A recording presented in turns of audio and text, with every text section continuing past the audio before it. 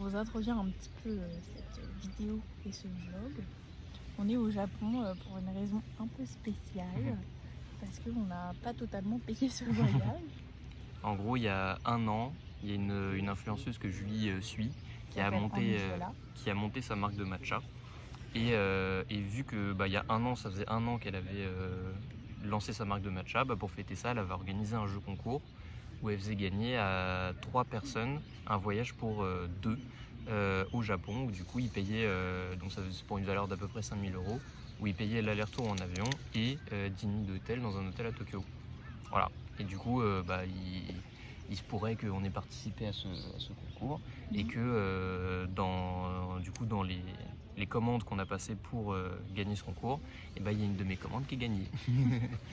Donc voilà, donc on était choqués il y a un an et on l'est toujours un peu maintenant. Ouais, un an après, nous voilà au Japon et c'est un truc de fou. Et en fait, ce qui est encore plus fou, c'est que du coup, les gens qui nous ont fait gagner le concours, ils nous permettent aussi de continuer le voyage à nos frais tout en payant le billet retour. Et du coup, c'est ce qu'on a fait. Donc vous allez voir, on a passé 10 nuits à Tokyo, donc, comme prévu par le concours. Et ensuite, on a prolongé de 10 nuits pour les passer à Kyoto. Donc voilà, c'est revenu dans ce vlog et je voulais vlogger parce que la dernière fois que je suis venue au Japon, quand j'étais en 3e, j'avais fait un vlog un peu hilarant parce que j'avais rien montré du Japon et du coup là j'ai envie de faire tout l'inverse et éviter de parler et juste vous montrer plein de moments de vie des Japonais, tout ce qu'on visite, tout ce qu'on fait, tout ce qu'on mange, parce que ça a l'air incroyable ici et voilà. Voilà. Bon vlog. Bon visionnage. Oui, The next stop is Neinos Highway, NO2.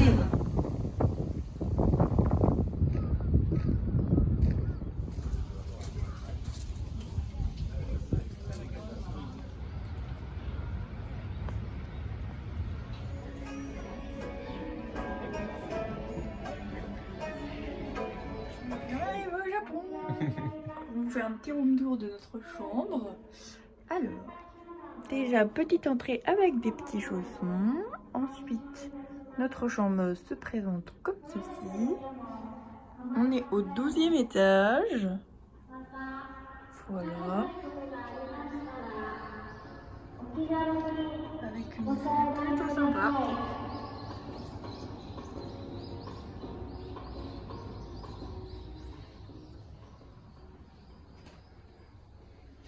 Voilà, petite chambre classique, rien de spécial. Petite toilette japonaise avec toutes les options. On va bien évidemment tester. Et puis voilà.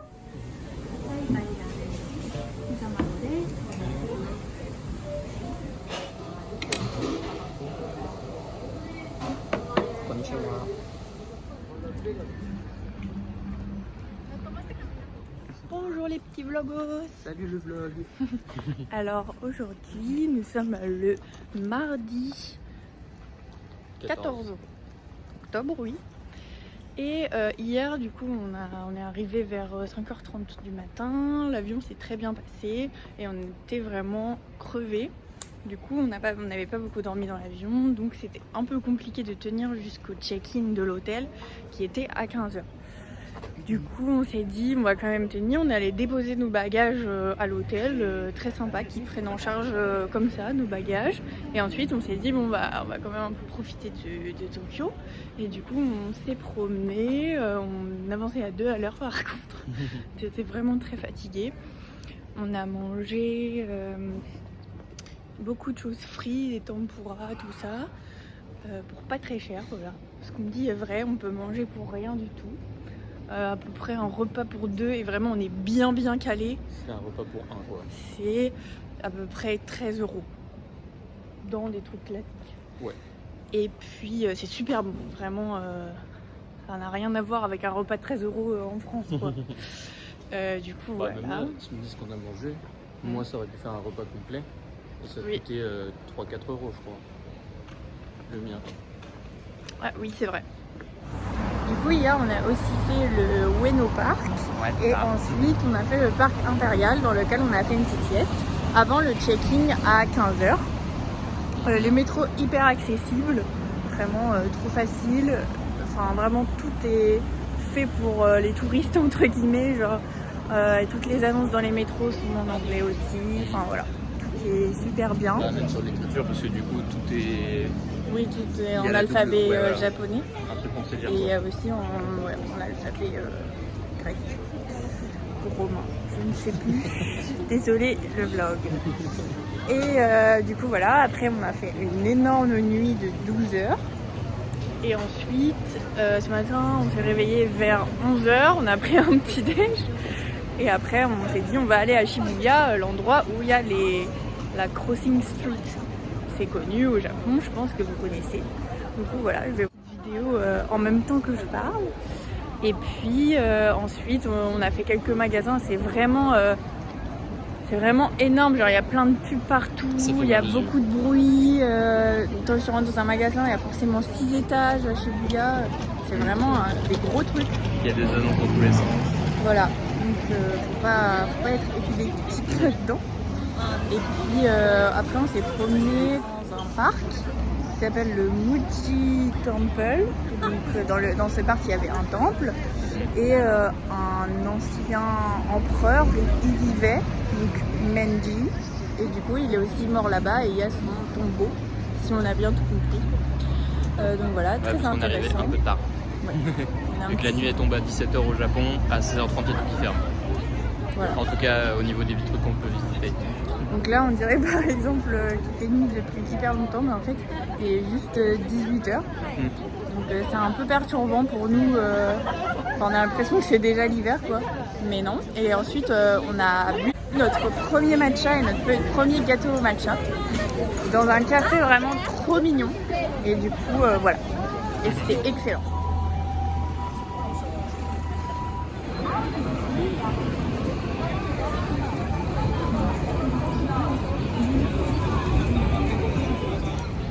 Là, on est à Shibuya, encore une fois, juste à côté de la Crossing Street. Et il y a une statue emblématique d'un petit chien qui s'appelle... C'est Hachiko le chien. Et en gros, on est juste à la gare de Shibuya. Et du coup, la statue du chien, c'était en hommage pour le chien parce qu'il attendait son maître tous les soirs, enfin, qui était un professionnel du boulot tous les soirs, et son chien était là pour l'attendre. Et il y a un moment, son maître il a fait une crise cardiaque pendant qu'il était au boulot. Et son chien, pendant 10 ans, il a continué à venir l'attendre le soir en espérant le revoir. Et du coup, quand il est mort, ils ont érigé une statue à son effigie. Voilà. Trop mignon. Et en attendant, du coup, juste devant la gare dans laquelle il attendait son maître, il y a des vendeurs de nourriture qui nourrissaient le chien. C'est pour ça qu'il n'est pas mort pendant 10 ans le chien, mais à la fin il est mort de tristesse et ça a fait la une des journaux. Et du coup, pour emblématiser ce symbole, ils ont créé une statue du petit chien.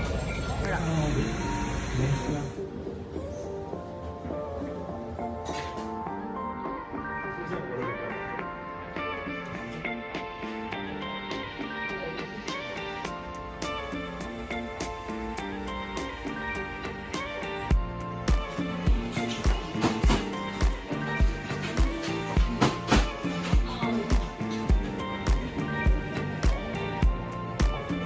Alors, t'as bien aimé ta journée d'aujourd'hui? Oh, la question piège, oui. C'était très sympa, on s'est bien amusé. On a fait beaucoup de balades, on a encore beaucoup marché, mais c'était très cool. Et toi? Globalement, on a vu du coup un sanctuaire avec une porte japonaise orange dans un escalier. Donc là, c'était vraiment au tout début de matinée. Ensuite, on a visité un parc. Et surtout après on est allé au studio Ghibli, on est rentré et en vrai on dit que les Japonais il faut qu'ils soient toujours à l'heure et en fait du coup on a voulu vite être à 14h pile poil, sauf qu'il y avait la queue et en fait globalement dans tout le musée il y a la queue, donc l'expérience n'était pas folle. Il y avait une pièce qui était giga stylée. Voilà, il y avait une pièce très très belle avec les croquis. Moi ce que j'ai bien aimé, et le cinéma. Oui, il y avait un petit moment film, mais c'est que c'était un musée sans téléphone. Donc ça en vrai c'était bien parce qu'on voit un peu à Tokyo, genre même si c'est pas des touristes, et tout le monde veut se prendre en photo devant plein de trucs. Enfin, il y a beaucoup de moments pause photo, c'est la culture photo, moi je trouve. Du coup, en vrai, ça gâche un peu moins l'expérience. Parce que si jamais dans chaque pièce, tu vois, on aurait attendu 1000 photos. Mais c'est aussi parce qu'il y avait masse monde qui rentrait dans le truc, quoi. Oui, c'est vrai. S'ils faisaient peut-être plus de sessions, ou je sais pas, ou si juste ils acceptaient moins de monde par session, il y aurait peut-être le temps de faire quelques photos et tout. C'était en gros une maison sur 3 étages, dont un endroit où c'était réservé aux enfants, un endroit où c'était la boutique, un endroit où il y avait un café, un endroit où il y avait le cinéma, ça durait 12 minutes, et après voilà, un petit court-métrage. Donc ça c'était sympa. Tout ça pour dire qu'en vrai c'était sympa, mais pas incroyable non plus. Mais c'était sympa. On est quand même passé à la boutique, on s'est ramené des petits souvenirs. Et puis et par contre, en vrai, on est rentré. Je pense une petite sieste, et puis là on s'apprête à dîner sous la pluie. On s'est acheté un petit parapluie japonais.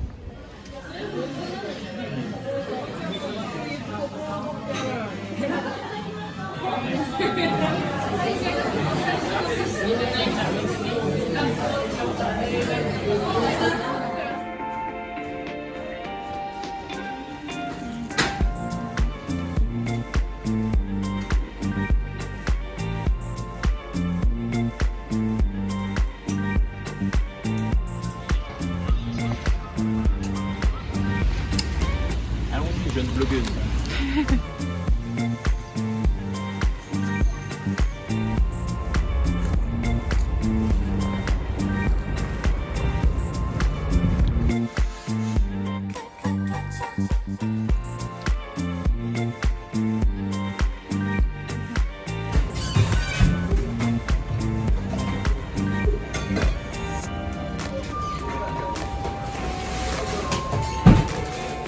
Décevant cet endroit. Bon, on voulait aller voir un temple qui s'appelle Komonari. Vraiment, ça avait l'air trop beau sur les photos et tout. Mais en fait, il n'y a pas que nous qui voulons aller le voir. Du coup, c'était hyper bondé. Du coup, je pense que vous avez vu sur les petites vidéos. Mais c'était vraiment horrible. Je sais pas comment comparer ça. C'était pire que... je sais pas. Il y avait vraiment du monde partout, c'était noir de monde, et autant des Japonais que des étrangers. Et là, on avait vu une petite adresse sur mon Insta d'un très bon matcha. Au final, c'est pas très bon. On n'est pas les seuls à avoir vu l'adresse, quoi. Et oui, voilà, on n'est pas les seuls à avoir vu l'adresse. On a fait genre 15 minutes de queue pour ça. Mais bon, tant pis. Non.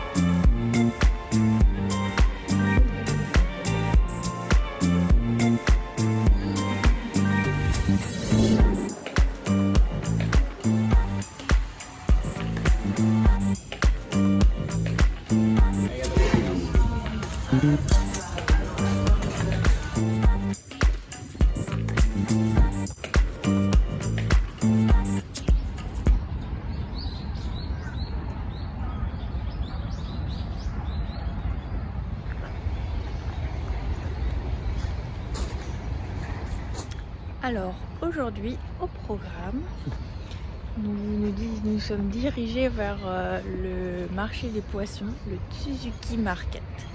Mais avant ça, on est venu se promener dans un petit parc au bord de l'eau, au niveau de la ville artificielle de Tokyo. Donc voilà, petit parc très mignon avec des petites fleurs, avec des très beaux arbres. Et vraiment, on ne dirait pas que le parc a été posé ici. Et ensuite, on va pouvoir aller déguster des bons poissons. Ce qu'on n'a pas trop fait en vrai depuis le début du voyage. Et après, dans le même quartier, il y a la Tokyo Tower. Donc on va aller voir à quoi elle ressemble, cette tour rouge, qui est moins belle que la tour Eiffel, c'est sûr. Et ensuite, on a une réservation pour un musée en gros dynamique qui s'appelle Teamlab. Voilà, trop hâte de voir ce que c'est. On va faire ça à 19h. Voilà, petit programme de la journée.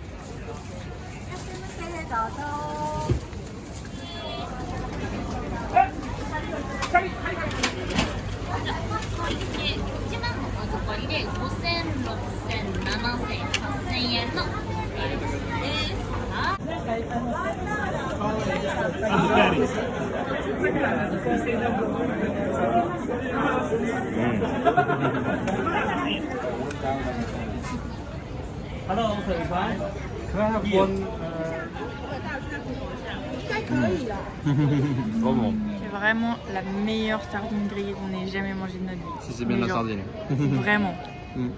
C'est fondant, on dirait même pas du poisson. C'est excellent.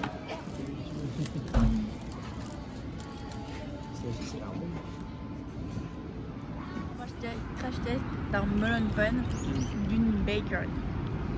Melon pan, en gros, c'est une brioche. Et par-dessus, il y a une espèce de pâte croustillante qui donne quelque chose d'incroyable à cette pâtisserie. Nous allons goûter. Waouh! Super léger. Alors c'est meilleur que les autres ou? Super bon.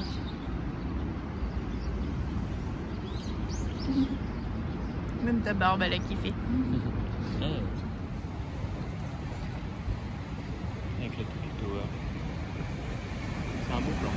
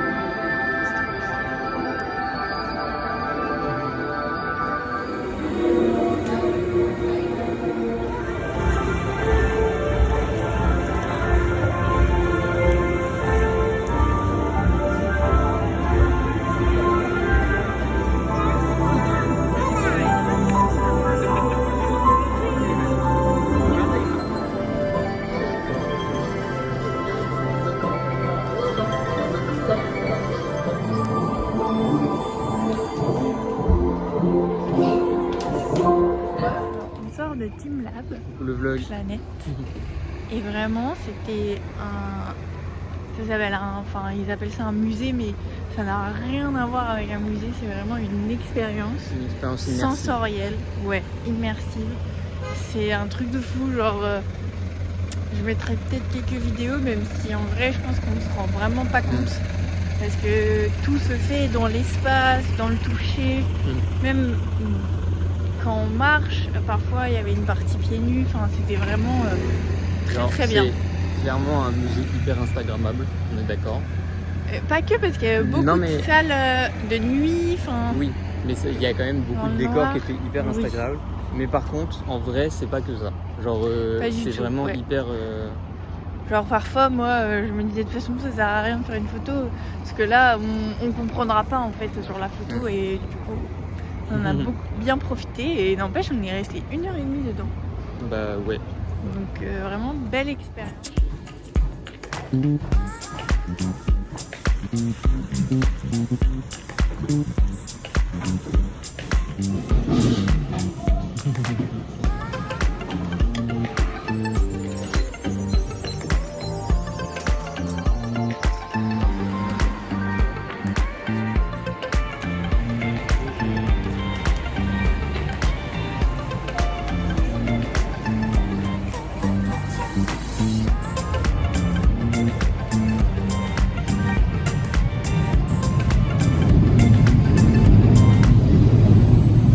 Bizarre.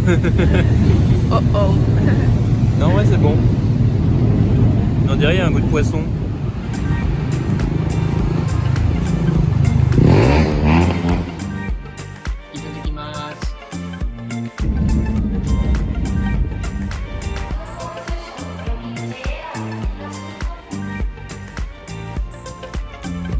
Coucou le vlog. Aujourd'hui, excursion. On est parti de Tokyo, direction Nikko. Et donc voilà, Nikko c'est une ville dans le nord de Tokyo. Et c'était conseillé pour les montagnes. Voilà. On a l'impression que c'est proche d'une station de ski. Parce qu'il y a pas mal de cours de ski, trucs de ski. Et c'est réputé pour ses temples notamment. Et aussi parce que... Ah, c'est là que le premier shogun s'est fait enterrer. Qu'est-ce que c'est un shogun? C'est un empereur.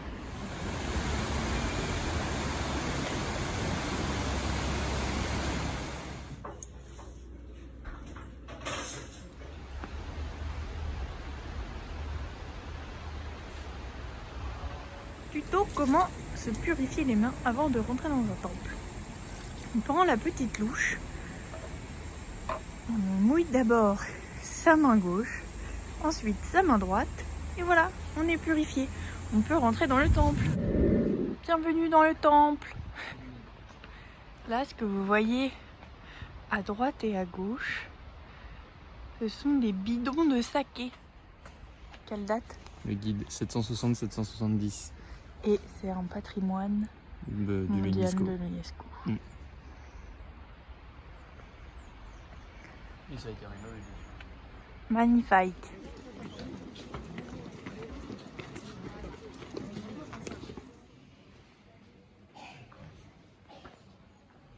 Les tétons en forme de fleurs.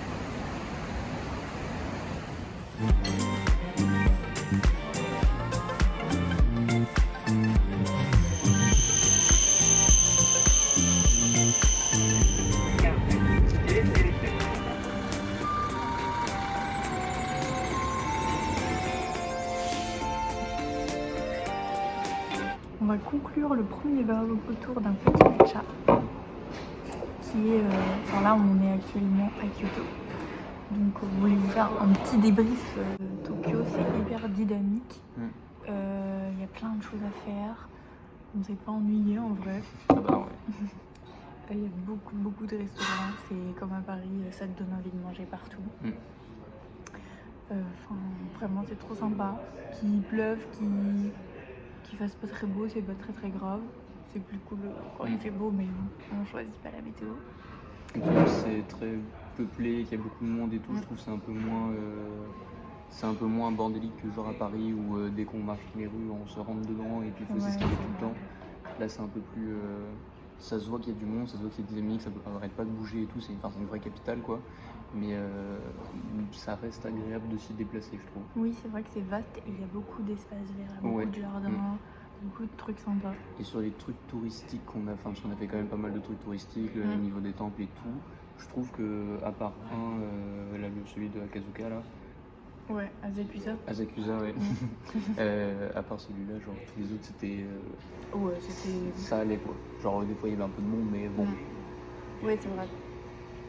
Et puis en fait les touristes c'est autant des étrangers que des japonais. C'est ça qui est assez choquant, c'est que on voit beaucoup de japonais aussi venir dans les temples et tout ça. À Nikko on a surtout vu des japonais. Ouais. Parce que aussi il y avait une fête il n'y a pas très longtemps d'un empereur qui a été enterré, enfin c'est une fête nationale. C'est l'histoire. Voilà. Et donc voilà. Donc écoutez, on vous fait des bisous et on vous dit à très vite à Kyoto pour le second vlog. Bisous.